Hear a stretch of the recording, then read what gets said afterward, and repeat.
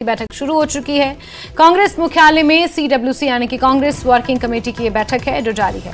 महाराष्ट्र हरियाणा की हार पर मंथन, हिमाचल में संगठन को लेकर चर्चा और ईवीएम के मुद्दे पर महत्वपूर्ण बातचीत होनी है। इस बैठक में राहुल गांधी, कांग्रेस अध्यक्ष मल्लिकार्जुन खड़गे, कुमारी सैलजा, केसी वेणुगोपाल, मुख्यमंत्री सुखविंदर सिंह सुक्खू मौजूद हैं। कांग्रेस कार्यसमिति की आज होने वाली बैठक में ईवीएम को लेकर भी कोई बड़ा फैसला लिया जा सकता है। सूत्रों के मुताबिक कांग्रेस कार्यसमिति की बैठक में ईवीएम की जगह बैलेट पेपर से चुनाव कराने को लेकर प्रस्ताव पारित हो सकता है।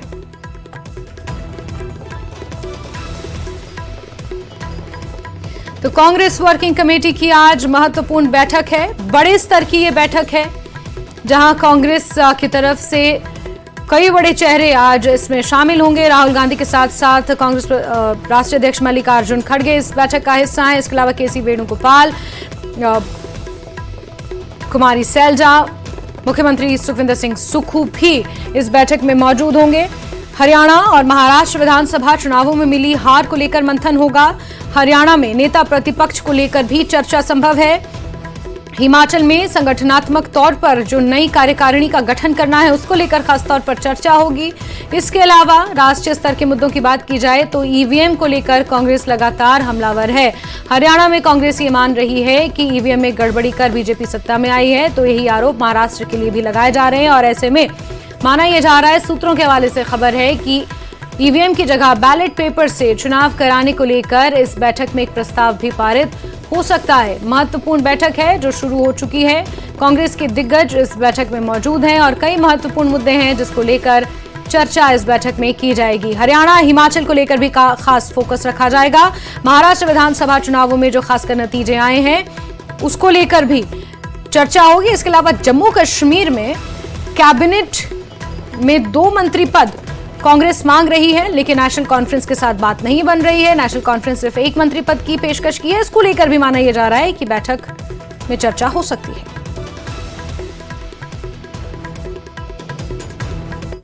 कांग्रेस अध्यक्ष ने बोला है, ईवीएम के बारे में भी बोला है, महाराष्ट्र और इन सब इलेक्शन के बारे में बोला है, हरियाणा वगैरह के बारे में, तो इन सब पे विचार विमर्श होगा, सब रिपोर्ट लेंगे। इसके बाद क्या वहां पे लोगों का फैसला होता है, लोगों की राय के बाद वो बताया जाएगा। बैलेट पेपर पे आप वापस जा सकते हैं क्या? 2018 के प्लेनरी सेशन में भी आप वो तो मांग चली रही पूरे विपक्ष की है कि जब किसी चीज पे शंका है तो शंका का समाधान होना चाहिए। खुर्रम हमारे सहयोगी लगातार इस खबर पर नजर बनाए हुए हैं। खुर्रम का रुख कर लेते हैं। खुर्रम, बैठक शुरू हो चुकी है और कई दिग्गज आज इस बैठक में शामिल हैं। खास तौर पर हरियाणा, महाराष्ट्र, जम्मू कश्मीर और हिमाचल को लेकर अगर राज्यवार बात की जाए तो चर्चा होगी। राष्ट्रीय स्तर के मुद्दों की बात की जाए तो ईवीएम एक बड़ा मुद्दा है इस बैठक का।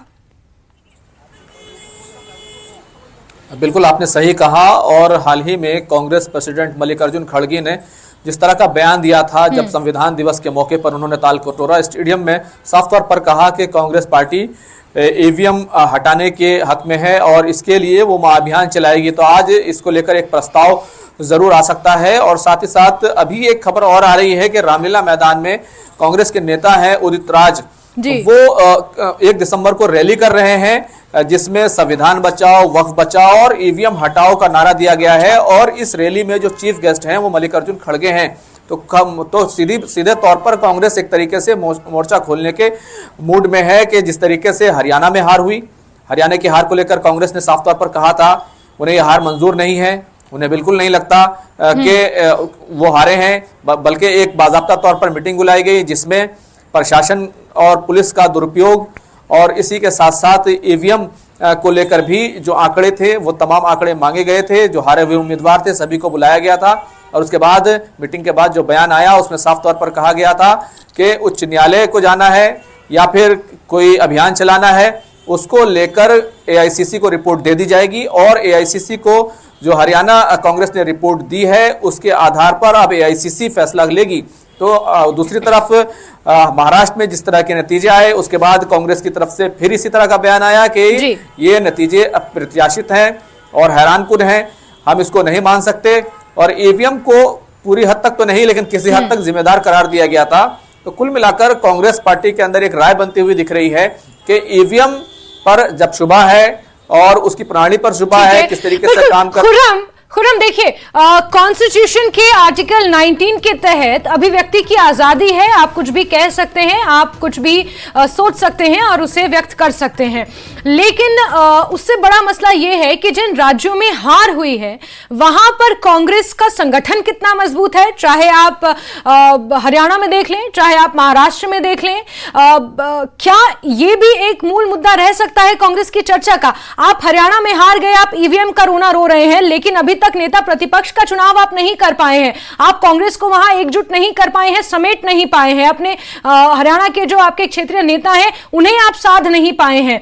इतने बड़े स्तर की अगर बैठक हो रही है जहां तमाम बड़े चेहरे एक मंच पर हैं, तो ईवीएम एक मुद्दा हो सकता है जिसको लेकर कांग्रेस नाराज है, लेकिन इसके इतर अपने आप को मजबूत करने का एक ये मंच है। उसके अलावा आप सब चीजें कर रहे हैं लेकिन खुद को मजबूत नहीं करते हुए नजर आ रहे हैं।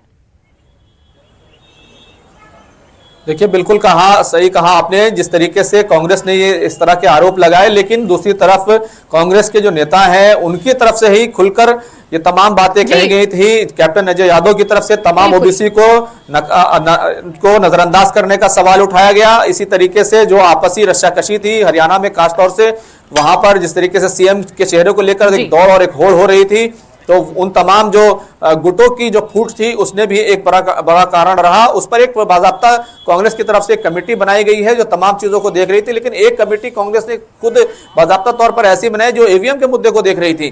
तो खुद इस मीटिंग में दीपेंद्र हुड्डा मौजूद हैं हरियाणा कांग्रेस से, और हरियाणा कांग्रेस के दूसरे बड़े नेता मौजूद हैं। लेकिन अगर इसी को आप आगे बढ़कर देखें तो जम्मू कश्मीर में भी जो जम्मू के अंदर जो कांग्रेस का बुरा हाल हुआ है, सिर्फ एक सीट आई है, वो भी कोई नॉन मुस्लिम चेहरा जो है वो नहीं जीत सका, तो कांग्रेस की वहां पर भी बुरी तरीके से हार हुई है।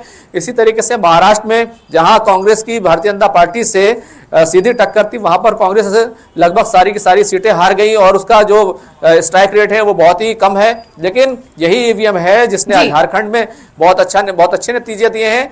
तो कुल मिलाकर अगर कहें तो तमाम बातों की समीक्षा जरूर हो रही है, उसका एक बड़ा फैक्टर ईवीएम है और उस पर जो है यहाँ पर चर्चा की जाएगी। जहां तक और दूसरे मुद्दों की बात है, जम्मू कश्मीर में एक आर्टिकल 370 को लेकर कांग्रेस को लगातार भारतीय जनता पार्टी घेरती रही है। हाल ही में उमर अब्दुल्ला की सरकार ने स्पेशल स्टेटस का एक रेजोल्यूशन लाया जिसको कांग्रेस का भी समर्थन मिला और उस रेजोल्यूशन को पास किया गया। तो एक तरीके से सरकार में शामिल होने और कहीं ना कहीं इस मुद्दे से आगे बढ़ने को लेकर कांग्रेस का रास्ता साफ हो गया है। तो सरकार में भी शामिल होने पर भी कांग्रेस किसी हद तक विचार कर सकती है कि 370 का जो रोड़ा था जिसकी वजह से कांग्रेस सीधे तौर पर जम्मू कश्मीर में सरकार में शामिल नहीं हो पाई थी, तो अब सरकार बिल्कुल खुर्रम, कई सवाल है कांग्रेस के सामने और ऐसे बहुत से राज्य हैं जहां पर नगर निगम के भी चुनाव होने, जिसमें हरियाणा भी शामिल है, जम्मू कश्मीर में भी वो चुनाव ड्यू है। ऐसे में कहीं ना कहीं कांग्रेस को तमाम मुद्दे हैं, आप उठाइए, विपक्ष का काम है, बतौर विपक्ष आप ईवीएम पर भी सवाल उठा सकते हैं, आपका जो दिल आए आप कर सकते हैं, लेकिन कहीं ना कहीं खुद को मजबूत करना और आगे आने वाले जो नगर निकाय के चुनाव हैं या फिर और अन्य राज्यों में चुनाव होने, दिल्ली में चुनाव होने वाले हैं, ऐसे में खुद को मजबूत करने को लेकर भी कांग्रेस क्या कर रही है, इस बैठक में किस तरह की रणनीति बनाई जाएगी। खुर्रम, आप नजर बना के रखें। बहुत शुक्रिया जुड़ने के लिए हमारे साथ तमाम जानकारियों के लिए।